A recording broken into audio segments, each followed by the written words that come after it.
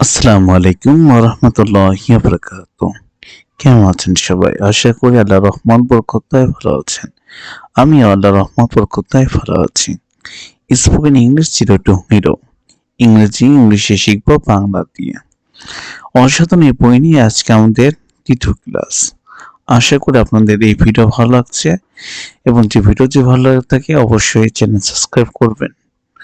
আমি বলেছিলাম আগেই আপনি spoken English zero two hero এই বইটা আপনি কিনবেন যাতে আপনি ভালো মতো শিখতে পারেন। তো চলুন আমরা আর কথা না বলে করে বেশি আর কি আমরা শুরু করি আমাদের ক্লাস আজকে। আগের দিন ফার্স্ট অ্যান্ড সেকেন্ড ক্লাস প্লেলিস্টে দেওয়া আছে যাতে আপনারা সহজে দেখতে পারেন। তো আমরা শুরু করি ক্লাস, আজকের ক্লাস।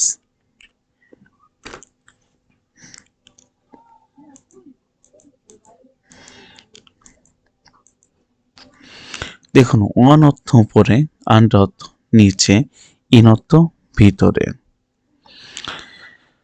দেখুন, in the pen in the book, in the pen in the book. আপনি নর্মালি বলেন in the pen in the book, কলমটি কি বইটির ভিতরে। আপনি বলেন no the pen is not in the book, no the pen is not, কলমটি নয়, ইন দ্য বুক বইটির ভিতরে। No the pen is not in the book, না কলমটি বইটির ভিতরে নয়, but it is under the book, এটি বইটির নিচে। ঠিক আপনি কি পেন বাদ দিয়ে আপনি এটা ধরেন পেন্সিল দিলেন। In the pencil in the book, কলমটি কি বইটির পেন্সিলটি কি বইটির ভিতরে। No the pencil is not in the book, না পেন্সিলটি কলমটি কি নয়, সরি না পেন্সিলটি বইটির ভিতরে নয়, but it is under the pencil, এটি পেন্সিলটির নিচে। আপনি এভাবে চেঞ্জ করে শব্দ বানাবেন যাতে আপনার আশেপাশে আছে পেন, পেন্সিল, টেবিল, ওয়াল, বুক, সব ভিন্ন, window, door, wall, picture, watch and so one ইত্যাদি দিয়ে ভিন্ন আপনি শব্দ নিজে নিজে তৈরি করবেন, প্র্যাকটিস করবেন। এই নতুন শব্দগুলো বস্তুত অবস্থা বা পজিশন এর আগে বসে, তাই গ্রামের বিজ্ঞান এগুলোর নাম দিয়েছে প্রিপোজিশন।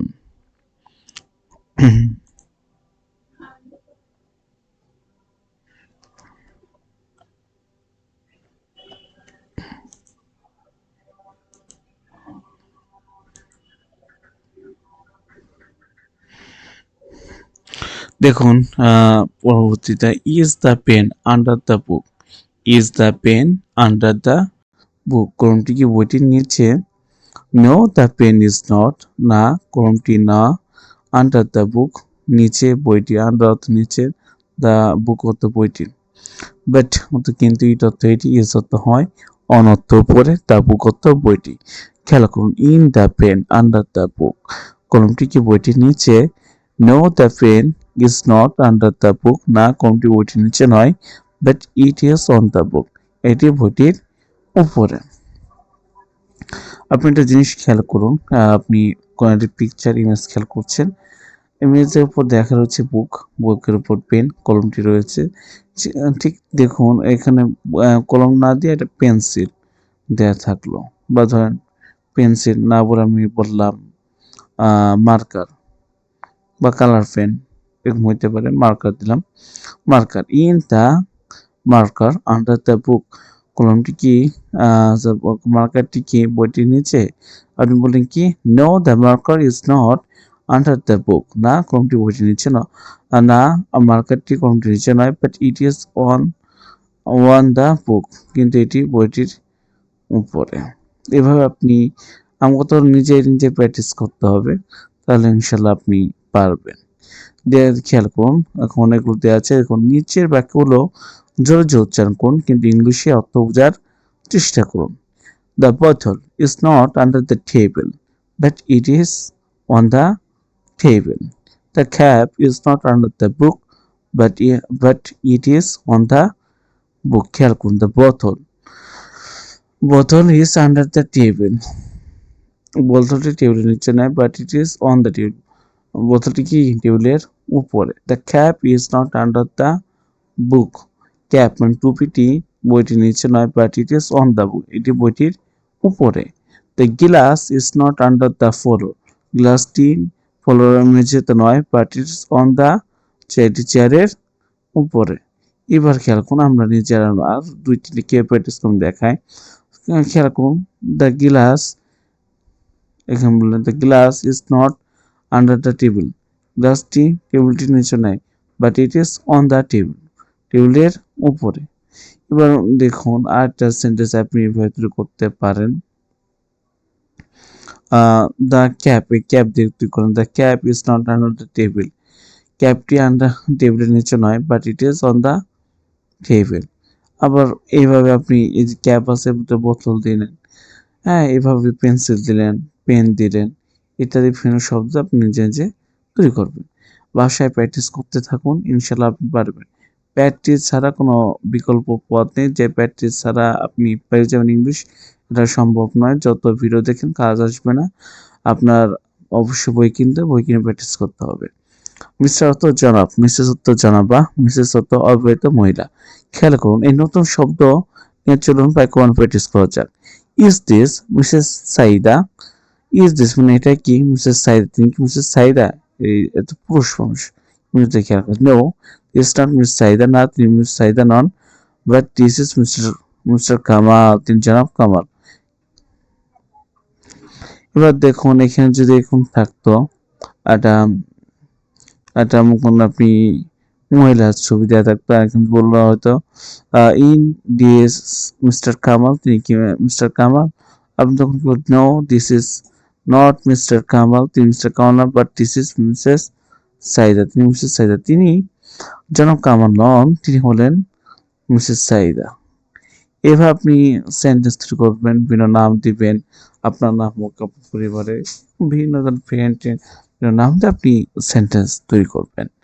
পরবর্তী দেখি, দেখুন in this mister Kamal, in this মানে এটা কি জনাব কামাল, আপনি তখন বলতে কি জনাব কামাল, আপনি বলতেন নো দিস ইজ নট, এটি নন, মিস্টার তো জনাব কামাল মানে Kamal, no this is not mister Kamal, না তিনি জনাব কামাল নন, but this is Mrs Kamal, তিনি কামাল সাহেবের স্ত্রী।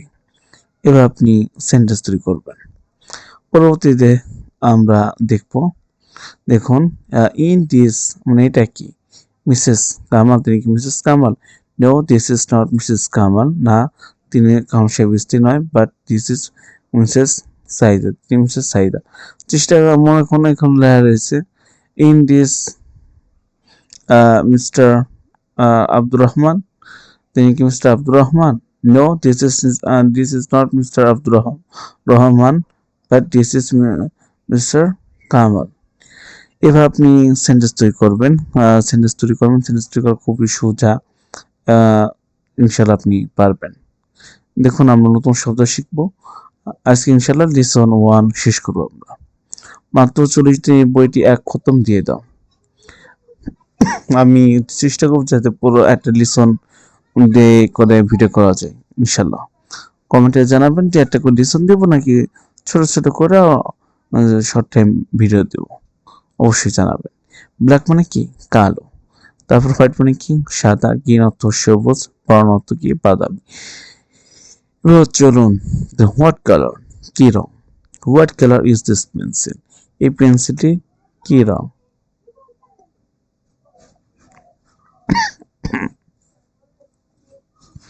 হোয়াট কালার ইজ দিস পেন্সিলটি কি রং, আপনি বলেন দিস পেন্সিল ইজ হোয়াইট, এই পেন্সিল রং কি সাদা।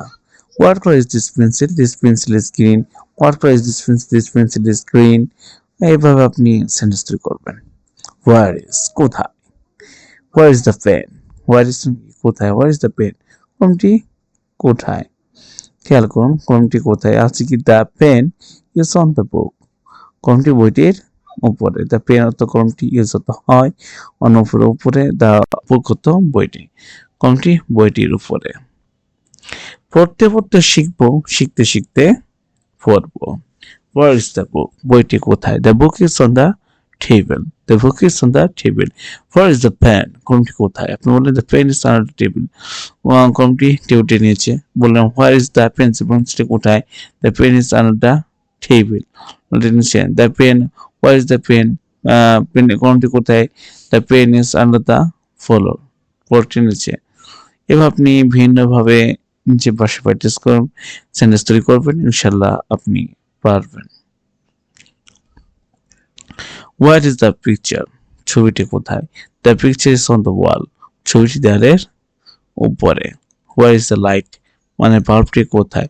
The light is on the ceiling, বাল্বটি সিলিং এ।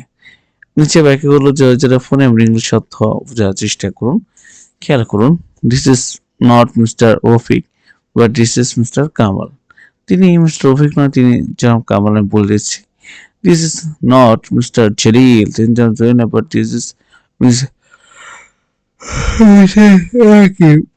আপনি ভিন্নভাবে পাচ্ছেন, this is not Mr Jalil but this is Mrs Jalil. The chair is on the floor, the chair is on the floor, চেয়ারটি ফ্লোরের উপরে। The pillow is on the bed, the cook is on the wall. হ্যাঁ, আপনি ইংলিশে বোঝার চেষ্টা করবেন যাতে আপনার ইংলিশে ফ্লুয়েন্সি বৃদ্ধি পায়। ইংরেজি কথা বলার সাথে সাথে ইংরেজি অর্থ বুঝতে পারা এবং ইংলিশে দক্ষতা বাড়বে ইনশাল্লাহ এই বই। এখানে কি আছে?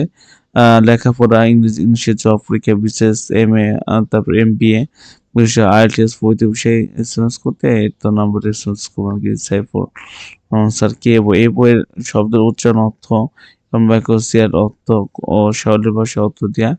এই বইটি প্রতিদিন কমপক্ষে 5 পৃষ্ঠা হলেও পড়ুন। ওকে, প্রসেন দিস ইজ চিপ, এটা সস্তা বা এটা সস্তা। দিস ইজ কস্টলি, এটা দামি। দিস ইজ ক্লোজ, এটা নিকটে। দিস ইজ কোল্ড, এটা ঠান্ডা। দিস ইজ ডিপ, এটা গভীর। This is this is shallow, যেটা হলো অগভীর, একটি অগভীর। দিস ইজ সফট, এটা নরম। দিস ইজ স্মল, এটা ছোট। দিস ইজ স্ট্রং, এটা শক্তিশালী। দিস ইজ ফাইন, এটা নিখুঁত। দিস ইজ ড্রাই, এটা শুষ্ক। দিস ওয়েট, এটা ভেজা। দিস ইজ ইজি, এটা সহজ। দিস ইজ হেভি, এটা ভারী। দিস ইজ ওল্ড, এটা পুরনো। দিস ইজ বেড, এটা খারাপ। দিস ইজ ফার, এটা দূরে। দিস ইজ গুড, এটা ভালো। হ্যাঁ, এগুলো আপনি এটা শুধু দিস ইজ ক্লিন, এটা পরিষ্কার। প্রশ্ন, প্রতিটি প্রশ্ন জোরে জোরে পড়ুন। প্রশ্নের পাশে নিচে দেওয়া উত্তরটিও জোরে জোরে পড়ুন। আমাদের ছোটবেলা থেকে শুনে শুনে বলে বলে যে মাতৃভাষা বাংলা শিখে এবং ইংরেজি শিখতে পারবেন ইনশাল্লাহ। এরপরে লিসন টু তে হাজির হলাম ইনশাল্লাহ। লিসন টু নিয়ে একটা আলাদা ভিডিও দেবো, যাতে এক ভিডিওতে আপনি কভার করতে পারেন ইনশাল্লাহ। আমি চেষ্টা করবো যে লিসন টু সম্পূর্ণ দেওয়ার। আজকে এই পর্যন্ত, কি সবাই ভালো থাকবেন, সুস্থ থাকবেন। আসসালামু আলাইকুম ওয়া রাহমাতুল্লাহি ওয়া বারাকাতুহু।